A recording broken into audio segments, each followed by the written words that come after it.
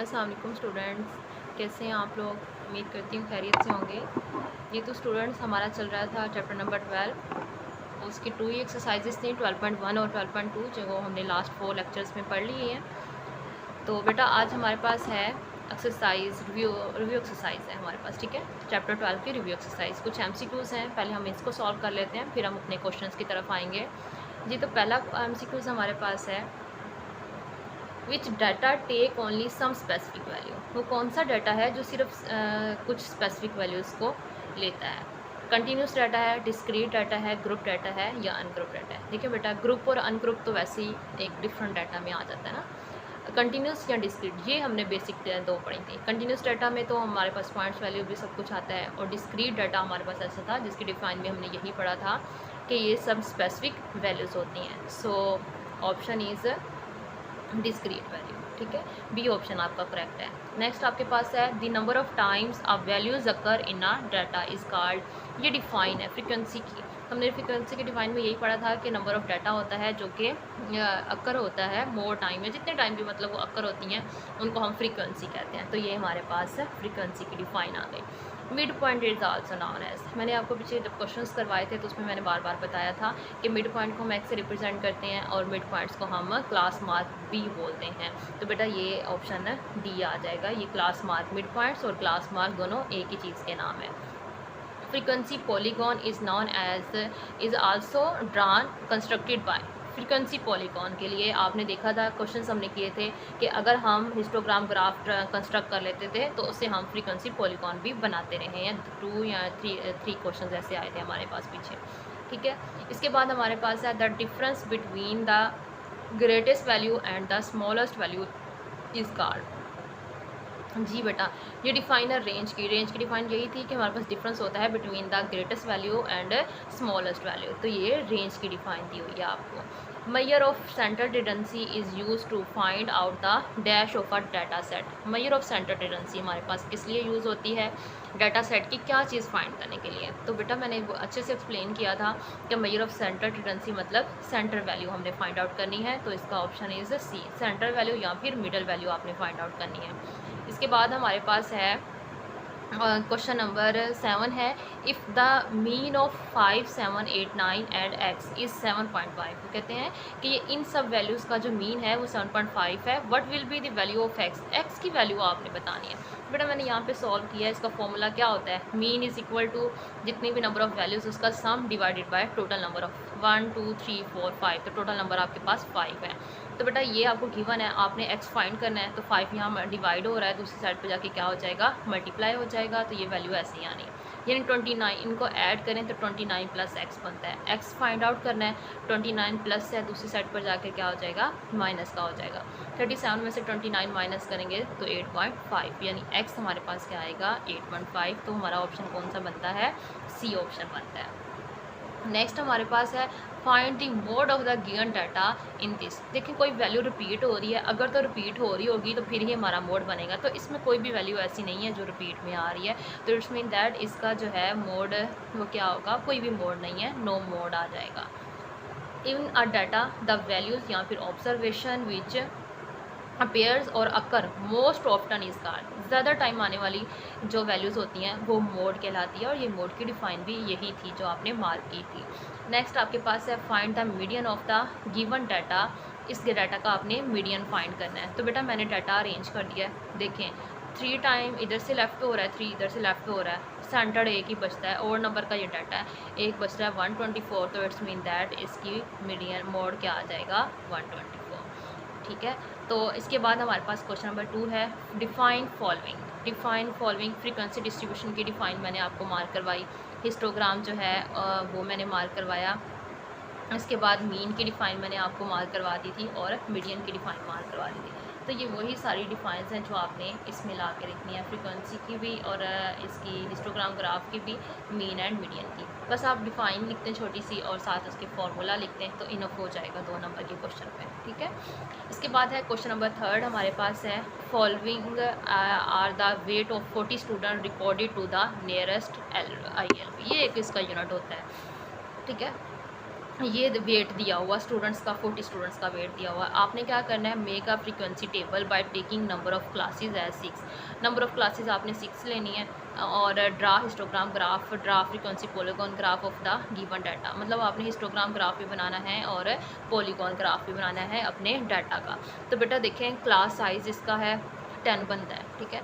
आप इसको वो कर लीजिएगा 176 को 119 पे माइनस करके, और क्लासेस आपने लेनी है इसकी, क्वेश्चन में उन्होंने कहा हुआ है कि क्लासेस आपने लेनी है 6 से डिवाइड करें तो आपके पास क्लास साइज़ आपका 10 बनता है। ये आप निकाल लीजिएगा 176 माइनस 190 डिवाइडेड बाय 6, तो आपके पास अप्रॉक्सीमेटली 10 बन जाता है, ठीक है। अब देखें आपने क्या फाइंड करना है, फ्रीक्वेंसी डिस्ट्रीब्यूशन टेबल फाइंड करना है। तो मैं यहाँ पर फ्रीक्वेंसी डिस्ट्रीब्यूशन टेबल फाइंड कर लेते हैं। हाँ, ये देखें फ्रीक्वेंसी डिस्ट्रीब्यूशन टेबल आपके पास स्मॉलेस्ट वैल्यू 119 थी और लार्जेस्ट वैल्यू 178 है, और साइज़ आपका बन रहा है 10 का। तो आप यहाँ से काउंट कर लें 119, तो 119, 120, 121, 122, 123, 124, 125, 126, 127 एंड 128। तो बेटा ये 128 तक आपका क्लास लिमिट बनेगी। इसके बाद देखें आपके पास 129 से फिर 138, तो ऐसे से अब सेम आप बनाते जाएं। 139 से 148, 149 से 158, 159 से 168 एंड 169 से 178। तो आपकी क्लासेस यहाँ तक पूरी हो जाती हैं। अब आपने देखना है अपना डाटा, क्या करना था आपने कि डाटा के अंदर देखिए 138 कहाँ पर लाई कर रहा है, तो 138 चेक कर लें यहाँ से। 138 ये है, तो इसमें आपने एक लाइन लगा दी। इसी के बाद आपने 164 देखना है कहाँ पे लाई कर रहा है, 164 इसके अंदर लाई कर रहा है, तो यहाँ पे एक लाइन लगा दी। सिमिलरली 150 कहाँ पे लाई कर रहा है, 150 आपका यहाँ पे लाई कर रहा है, इसके अंदर एक सेकंड लाइन आपकी आगे एक पहले से लगी हुई है, ठीक है। तो बेटा ये ऐसे करते हैं, आपने टैली मार्क सारे बनाने हैं। ये पिछले लेक्चर्स में मैंने बहुत अच्छे से एक्सप्लेन किया हुआ टैली मार्क लगाना, ठीक है। टैली मार्क लगाने हैं, इनको काउंटिंग करेंगे। ये 4 हैं, ये आपके पास 5, 6, 7 आ गए, ये 5 का पेयर होता है, और फिर 3, 13 आ गए, 5 का पेयर है, साथ 4 एंड 9 आ गए, 5 आ गई फ्रीक्वेंसी, और यहाँ पे 2 आ गए। ये इतना तो सिर्फ आपका काम हो गया फ्रीक्वेंसी डिस्ट्रीब्यूशन का। अब बेटा आपने करना है क्लास बाउंड्रीज़ निकालनी है। क्लास बाउंड्रीज़ कैसे निकालेंगे, आपको पता है कि आपने यहाँ से, अच्छा ये क्लास बाउंड्री निकाल किस लिए लिए रहे हैं, हमने हिस्टोग्राम ग्राफ बनाना है उसके लिए निकाल रहे हैं। तो बेटा क्लास बाउंड्रीज़ पिछली वैल्यू में से 0.5 माइनस करना है और अगली वैल्यू में से 0.5 ऐड करना है। तो बेटा ये देखें यहाँ पे 19 है, 0.5 माइनस होने से 18.5 हो जाएगा, और उसके बाद यहाँ पर देखें आपके पास 128 में 0.5 ऐड होगा तो 128.5 हो गया। यहाँ पे 0.5 माइनस होने से 128.5 हो गया, एंड इसमें ऐड करने से 138.5 एंड सो ऑन। ये सारी इधर इस साइड से -5 करते जाएँ और 0.5 माइनस करते जाएँ और इधर से 0.5 ऐड करते जाएँ, तो क्लास बाउंड्रीज आ गई। तो अभी फ़िलहाल हम हिस्टोग्राम ग्राफ बनाते हैं।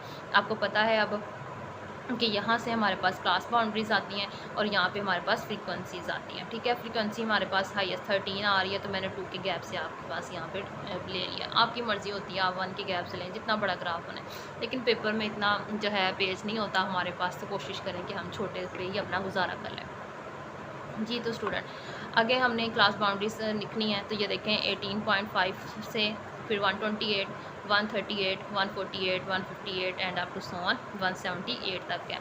तो यहाँ से देखें मैंने 18.5 से आगे सो ऑन सारी लिख दी हैं। अब 18.5 से 128.5 पे फ्रीक्वेंसी आपकी 4 है। तो देखें बेटा ये 118.5 का 4 यहाँ से, 128 का 4 यहाँ से, और फिर यहाँ से आप इसको स्केल के साथ आपस में ब्लॉक बना दें अपना, ठीक है। नेक्स्ट 128 से 138 की फ्रीक्वेंसी 7 है, 6 ये है तो 6 का हाफ 7 होगा, तो 128 से 7 है और 138 से 7 है, यहाँ तक इसको आपस में मिला दें तो ये आपके पास इसका ब्लॉक हो जाएगा, यानी बिल्डिंग सी बन जाएगी आपकी।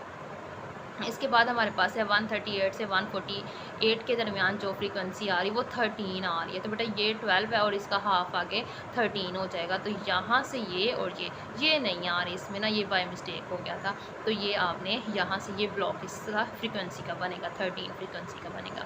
नेक्स्ट आपके पास जो है 148 से 158 की जो फ्रीक्वेंसी है ना वो आपकी 9 है। तो बेटा ये 8 है, 8 से आगे हाफ 9 हो गया, तो यहाँ पे मार्क करेंगे और यहाँ पे तो ये आपके पास आ रहा है, यहाँ तक ये ब्लॉक है, ये नहीं है आपका, ये वाला ब्लॉक है आपके पास, ठीक है। नेक्स्ट आपके पास है 158 से 168 की जो फ्रीक्वेंसी है वो 5 है, तो 4 का हाफ आपका 5 हो गया, तो बेटा ये आपके पास इसका ब्लॉक आ गया। उसके बाद 168 से 178 है, तो ये 2 पे आ रहा है, 2 फ्रीक्वेंसी है, तो ये 2 पे मार्क करके आपने अपना हिस्टोग्राम ग्राफ बना दिया। ठीक, अब हमने इसी क्वेश्चन का क्या बनाना था, पॉलीगॉन ग्राफ। और आपको पता है पॉलीगॉन ग्राफ के लिए मिड पॉइंट होना ज़रूरी होता है। तो बेटा यहाँ पर देखें मिड पॉइंट यानी आपका एक्स होना ज़रूरी होता है, और वो किस तरह निकलता था आपका 119 प्लस 128 डिवाइडेड बाय 2, तो आपके पास यहाँ पे 123.5 आएगा। और 129 प्लस 138 डिवाइडेड बाय 2, तो 133.5 आ गया।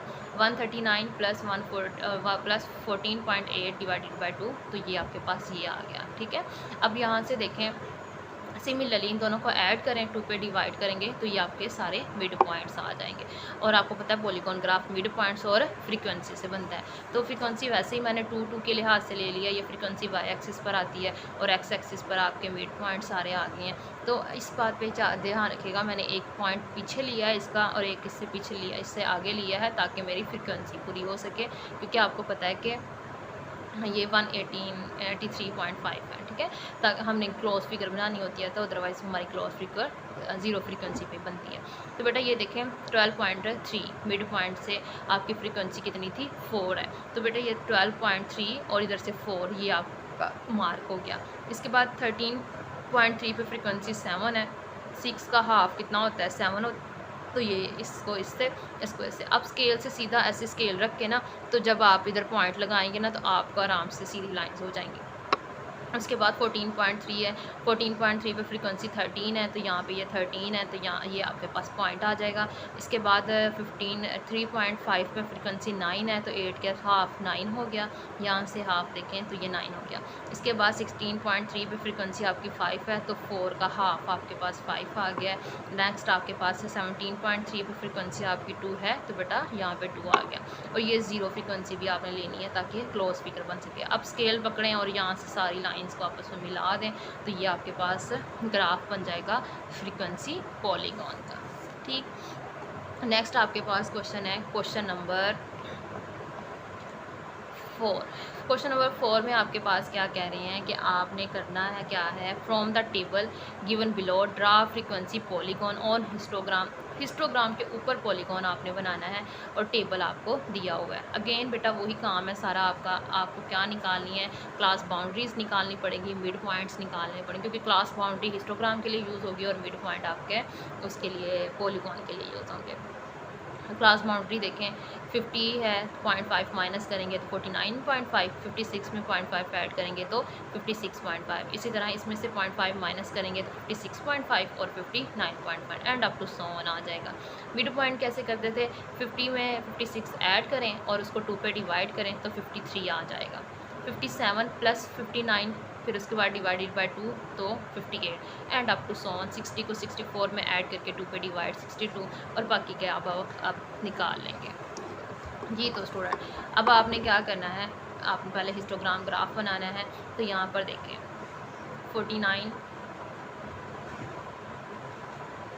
49 से आपने 56.5, अच्छा इसमें ना क्लास साइज़ का डिफरेंस है, चेक कर लें, देखें 50 है और 50 के बाद आता है 50, 51, 52, 53, 54, 55, 56। ठीक है, तो ये आपके पास आ गई 7 का डिफरेंस आ गया। अगले में देखें 57, 58, 59, ये 3 का डिफरेंस है, इसमें 7 का डिफरेंस है, इसमें 3 का डिफरेंस है। आगे चेक करें 60, 61, 62, 63, 64, इसमें 4 का डिफरेंस है। इसमें देखें 65, 66, 57, 68, 69, 70, 71, 72, इसमें 9 का डिफरेंस है। इस तरह इनके ना साइज़ डिफरेंट है। तो अब मैंने ना इसका एक शॉर्टकट मेथड और देखा है, किया है यहाँ पे सॉल्व है। तो उसमें ये है कि हम जो है ना क्लास बाउंड्रीज़ का गैप सेम रख लें। तो देखें क्लास बाउंड्रीज़ है 49 से स्टार्ट हो रही है, तो मैंने 49, 40, 50, 51, 52 एंड 53, 5 का साइज़ लिखा है। देखिए 53 के बाद क्या आता है 53, 54, 54, 55, 56, 57। ठीक है, इसका आ गया 57, 58, 59, जो है 60 एंड 61 5 का हो गया। तो मैंने 5 के गैप से ना ये लगा लिए निशान। अच्छा ये मैंने ना 1 यहाँ से लेके ना यहाँ तक और फिर यहाँ से ये मैंने 1.5 का निशान लगाए हैं। आप भी कोशिश कीजिएगा 1.5 का इंटरवल रख लें तो सेम आपके पास आ जाएगा। ठीक, अब देखें आपका क्या है, बाउंड्री है 49 से 56 और नंबर कितना है, फ्रीक्वेंसी 25 फ्रीक्वेंसी है, ये फ्रीक्वेंसी आ रही है 25। अब 49 से 56, ये 57 से थोड़ा पीछे 56 होगा आपका। तो बेटा ये यहाँ पे पॉइंट आ गया, इसको और इसको मार करके आपस में अटैच कर दें तो आपका फर्स्ट इंटरवल बन जाएगा। नेक्स्ट इंटरवल है 56 से 59। 56 यहीं से स्टार्ट हो रहा है और 59 जो है 60 से 1 से थोड़ा सा पीछे होगा, 2 डिजिट पीछे होगा। ठीक है, तो मैंने ऑलमोस्ट यहाँ पे लगा लिया। अब इसकी फ्रीक्वेंसी आपके पास आ रही है 32, इसकी फ्रीक्वेंसी 32 है। तो बेटा ये 30 है, 30 से थोड़ा ऊपर 32 आ जाएगा। तो एक पॉइंट यहाँ पे लगा, एक पॉइंट यहाँ पे, इनको आपस में ज्वाइन कर दें तो ये आपके पास इसकी फ्रीक्वेंसी टेप बन जाएगी, ब्लॉक्स बन जाएंगी, बिल्डिंग्स बन जाएंगी आपके पास। ठीक है, इसके बाद नेक्स्ट आपके पास है 59 से 64। 59 से 59 यहाँ से 59 था जिसको पहले मार किया था, 64 65 से थोड़ा पीछे 64 होगा और फ्रीक्वेंसी इसकी 40 है। तो बेटा यहाँ पे ये 40 की मार्क हो गया। तो ये और ये लाइन जब हम मार्क करते हैं और इसको ज्वाइन कर देंगे ना तो हमारे पास ये आ जाएगा। ठीक, इसके बाद नेक्स्ट हमारे पास है 64 से 72। ठीक है, इसकी फ्रीक्वेंसी 30 है। 64 से 70, ये 73 है तो ये 72, ये इसके पीछे है, ये यहाँ तक इसकी 30 फ्रीक्वेंसी का बॉक्स बन गया है, बिल्डिंग बन गई है हमारे पास। ठीक है, इसके बाद 72 से 75, ये 72 था और 75 यहाँ पे हम ले 73 ये है तो यहाँ पे ऑलमोस्ट 75 हो जाएगा और इसकी फ्रीक्वेंसी 15 है। तो यहाँ पे और यहाँ पे मार्क किया और इसको आपस में ज्वाइन कर दिया तो ये छोटी सी बिल्डिंग बन गई हमारी। ठीक है, इसके बाद 75 से 80। तो बेटा 75 यहाँ से है और 81 तक है तो ये हम 80 लेते हैं, इससे थोड़ा सा पीछे और इसकी फ्रीक्वेंसी हमारे पास है 8। ये 5 है तो 10 के पास थोड़ा 8 आ जाएगा। तो ये मैंने 2 पॉइंट्स लगा के इनको ज्वाइन कर दिया स्केल के साथ, तो ये हो गया हमारे पास। तो ये हमारे पास ग्राफ बना है हिस्टोग्राफ। अब हमें ग्राफ बना इसी के ऊपर ग्राफ बनाना है पॉलीगॉन का। तो बेटा ये मैं ना आपके पास स्केल होगा तो आप स्केल से इसको ऐसे ज्वाइन करा दीजिएगा। ठीक है, इसके साथ ज्वाइन कर दिया, ये इसके साथ हो गया स्केल से। ये आपकी लाइन सीधी रहनी चाहिए इसलिए आप स्केल लाजमी यूज़ कीजिएगा। ये सॉरी ये इस तरह हो गया। ठीक है, और फिर इसके साथ इसको ज्वाइन करा दें, इसको इसके साथ ज्वाइन करा दें और इसको ये नीचे करा दें। अब ये आपको पता है कि मैंने ये हाफ लिया है, बिल्डिंग हर बिल्डिंग का हाफ पे जाके पॉइंट लगाया था, फिर उन पॉइंट्स को आपस में ज्वाइन करा दिया क्योंकि हमें पता है मिड पॉइंट ही हमारा पॉलीगॉन देता है। तो हर बिल्डिंग का आप हाफ ले लें तकरीबन ऑलमोस्ट करके, तो फिर आप उनको ज्वाइन करा दें तो ये एक प्यारा सा आपके पास ग्राफ बन गया हिस्टोग्राम का और पॉलीगॉन का ग्राफ हो गया। ठीक है स्टूडेंट्स, नेक्स्ट हमारे पास है क्वेश्चन नंबर 5। क्वेश्चन नंबर 5 में आपको क्या कहते हैं कि give below a marks obtain by 45 students in the monthly test of biology. Biology के टेस्ट के कुछ मार्क्स बताए हुए हैं आपको और उन्होंने कहा है कि उसमें कुछ चीज़ें फाइंड करनी है आपने। Word reference to above the table find the following. Upper class boundary of 5th class. जी तो स्टूडेंट देखें 5th क्लास इसमें कौन सी है, ये 1 है, ये 2 है, ये 3 है, 4 एंड 5, ये 5th क्लास है। इसकी अपर क्लास बाउंड्री क्या आ जाएगी आपके पास है 44 आ जाएगी। और अगर ये वैसे है और अगर क्लास बाउंड्री में चेक करें तो ये 44.5 बनता है। तो मैंने बगैर उसको सॉल्व किए ना क्वेश्चन को मैंने लिख दिया 44 और यहाँ फिर 44.5। ठीक है, इसके बाद हमारे पास 2 है lower class boundary of all the classes. Her class की ना लोअर क्लास बाउंड्री लिखनी है। तो बेटा क्लास बाउंड्री तो पॉइंट से होती है ना और आपको पता है एक डिजिट माइनस करना होता है 0.5।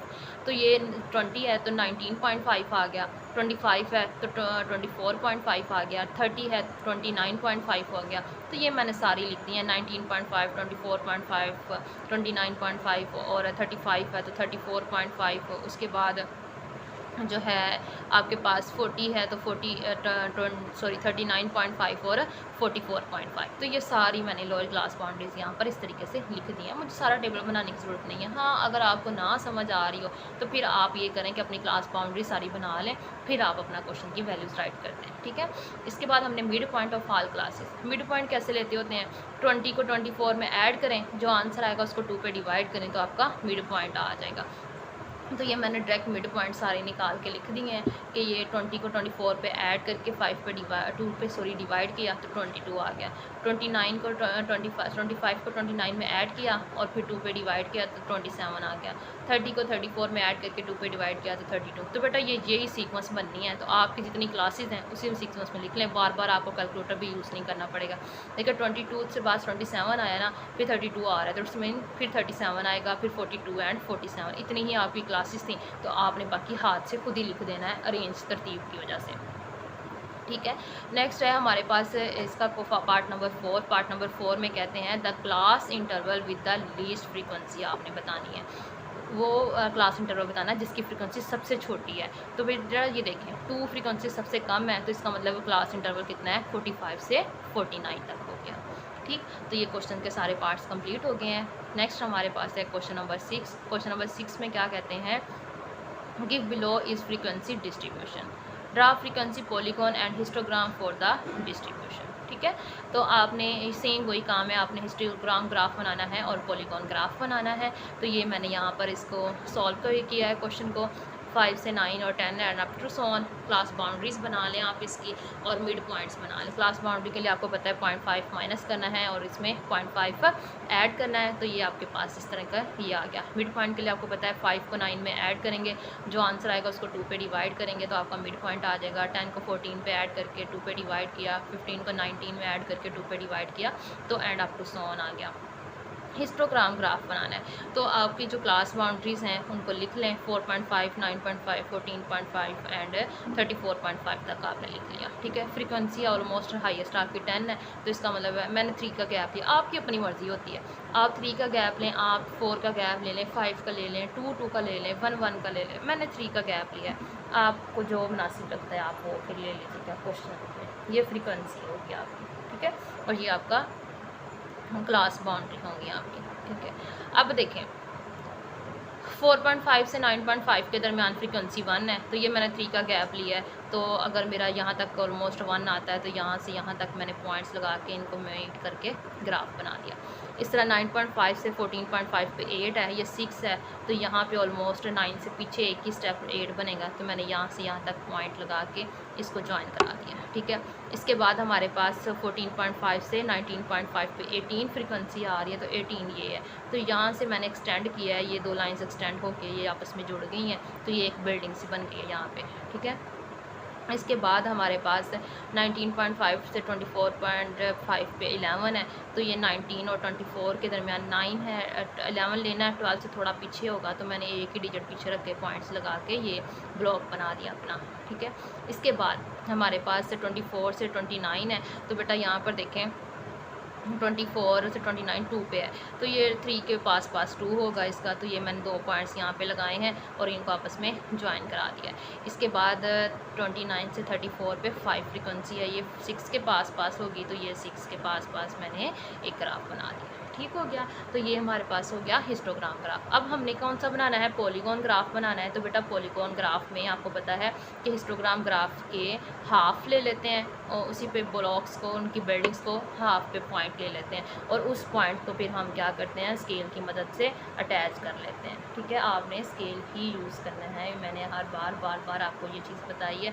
फिर जिस तरह से वो अटैच हो रहा है उस लिहाज से हम उसे अटैच कर देते हैं। तो ये 0 तक फ्रीक्वेंसी हमने रखनी है, तो ये मैं इसलिए नीचे ले आई ताकि मेरी फ्रीक्वेंसी 0 हो जाए और क्लोज फिगर हो जाए। तो ये एक हमारे पास शेप बन गई है हमारी हिस्टोग्राम ग्राफ की और पॉलीगॉन ग्राफ की। ये तो स्टूडेंट नेक्स्ट क्वेश्चन नंबर इसमें है 7। ये इंपॉर्टेंट क्वेश्चन है, वेट का क्वेश्चन है।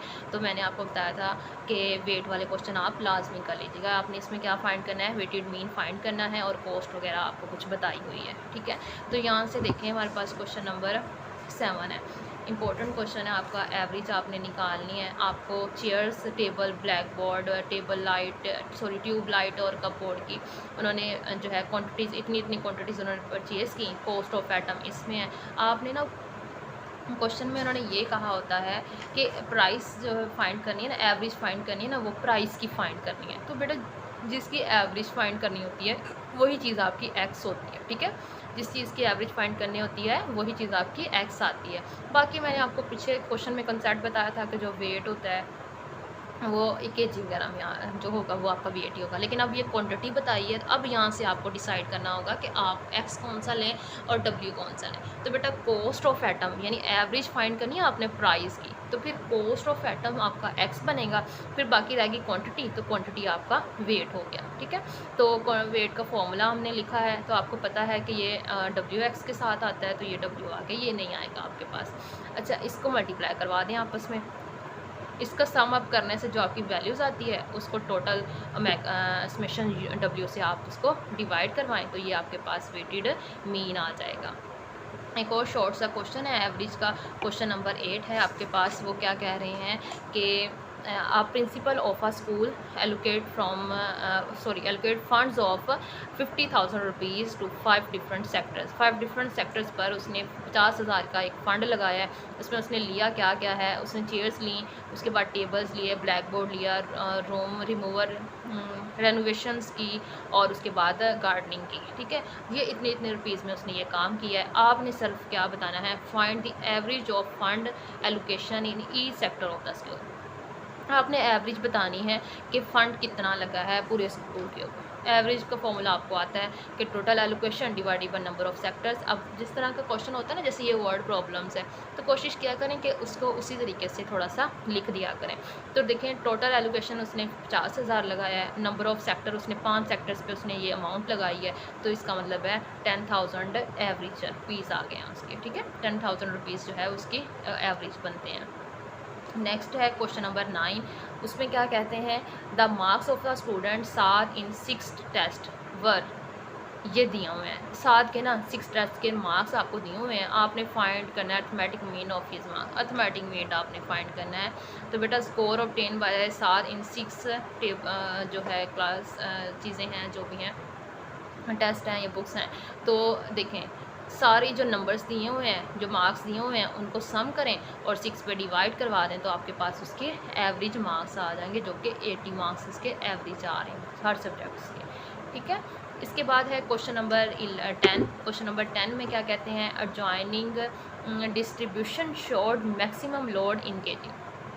एक डिस्ट्रीब्यूशन दी हुई है, वो लोड की है जो कि केजी में है, सपोर्ट बाय सर्टेन रोप्स, जो कि कुछ रोप्स के यानी धागों के या उसके कह सकते हो डोरी की है, ठीक है।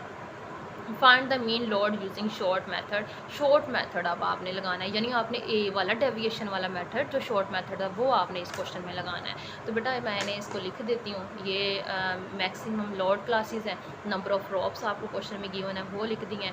अब आपको पता है कि डेविएशन का फॉर्मूला होता है D = x - a। अब पहले तो x होना चाहिए, और x कैसे निकालते हैं, क्लास मार्क होता है, जैसे मिड पॉइंट निकालते हैं। 93 + 97 डिवाइडेड बाई 2, तो ये 95।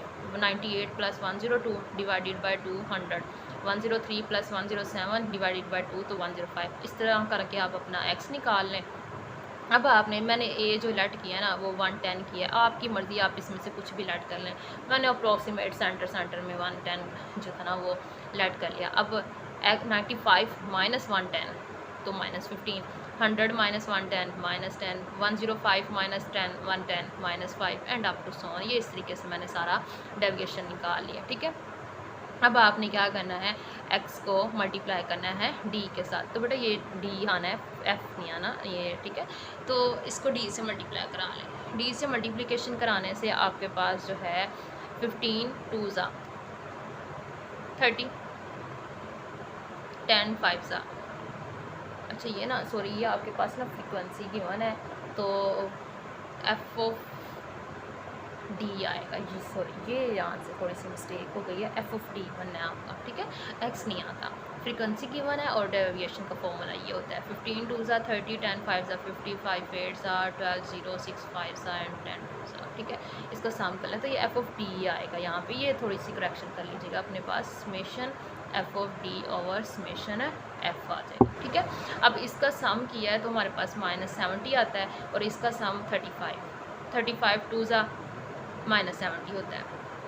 110 में से 2 माइनस किए तो 108 आपके पास इसका क्या आ गया, मीन आ गया।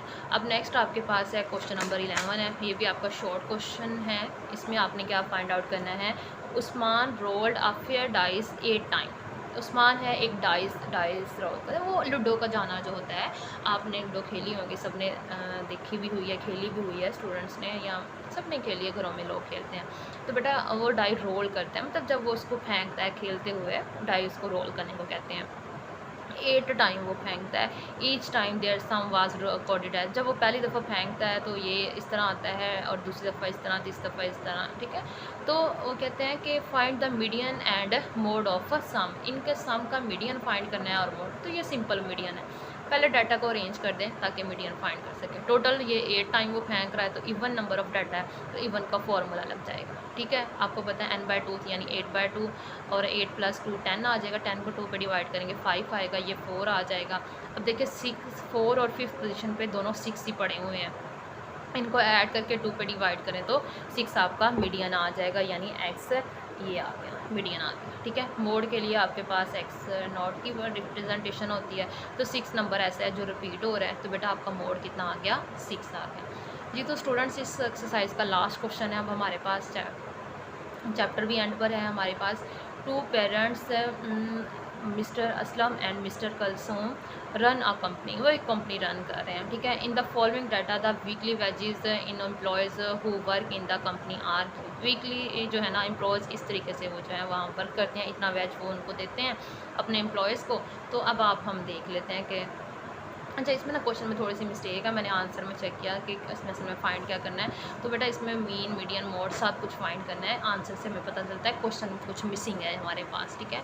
तो ये आपके पास वेज क्लासेस दी हैं, नंबर ऑफ़ एम्प्लॉयज़ दी हैं, जो कि फ्रीक्वेंसी होगी आपके पास, ठीक है। मिड पॉइंट फाइंड निकलने हैं आप, क्योंकि हमने मिड फाइंड करना है, फ्रीक्वेंसी आ गई है तो फिर एफ ऑफ एक्स होना चाहिए, ठीक है। तो इसके लिए हम एक्स फाइंड करते हैं, 600 को 700 में ऐड करके 2 पे डिवाइड करें तो 650।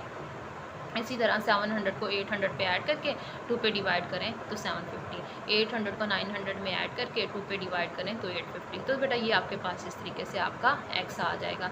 अब आपने क्या करना है, एफ ऑफ एक्स निकालना है, तो इसको इससे मल्टीप्लाई करवाते जाएं आपस में, ये सारे मल्टीप्लिकेशन कराएंगे ना तो ये आ जाएगा। इसको थोड़ा सा ध्यान से देख लीजिएगा, असल में मैंने ये स्किप हो गया था मल्टीप्लिकेशन कराते हुए तो वो नीचे चला गया। तो ये 7 को 850 से मल्टीप्लाई करवाएँ तो 5950 आता है, ठीक है। तो ये 19,950 बनेगा, इसको इससे मल्टीप्लाई करने से और इससे मल्टीप्लाई करने से ये आता है। तो आप इस सब का सम निकाल लें।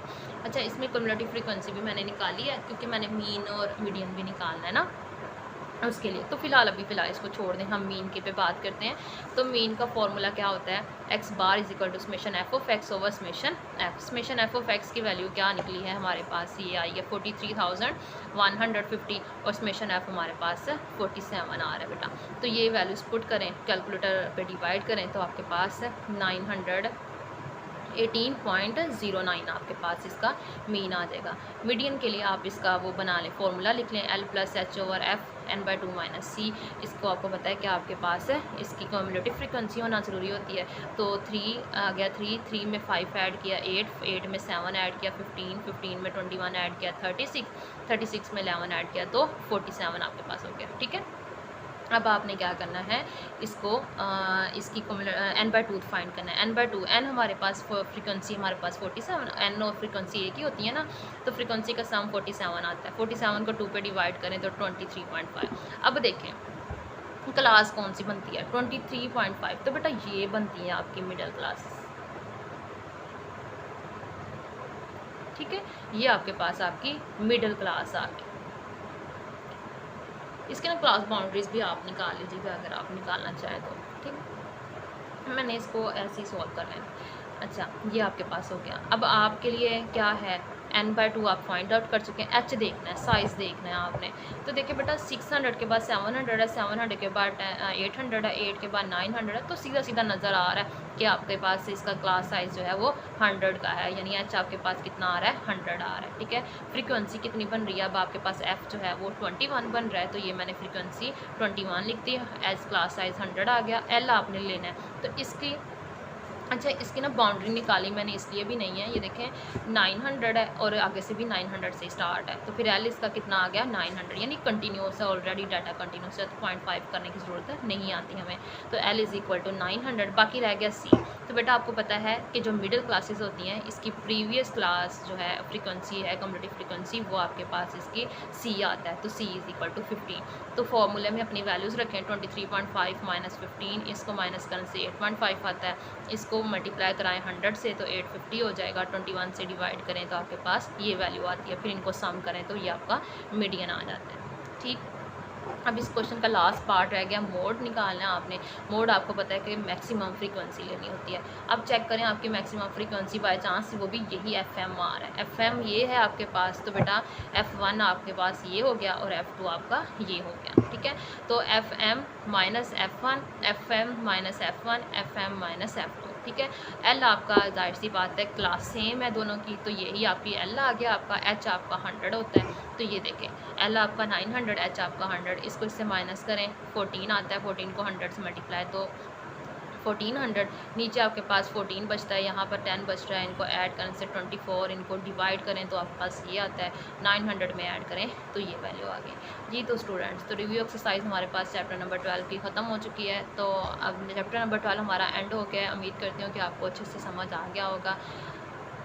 नेक्स्ट टाइम हम नेक्स्ट चैप्टर करेंगे चैप्टर नंबर 11। मैं असल में बैक से चाह रही हूँ क्योंकि कुछ स्टूडेंट्स ने रिक्वेस्ट की थी कि उन्हें चैप्टर नंबर 12 की समझना है पहले और फिर चैप्टर नंबर 11, तो इस वजह से। ठीक है, नेक्स्ट इंशाल्लाह हम चैप्टर नंबर 11 स्टार्ट करेंगे। अल्लाह हाफिज़।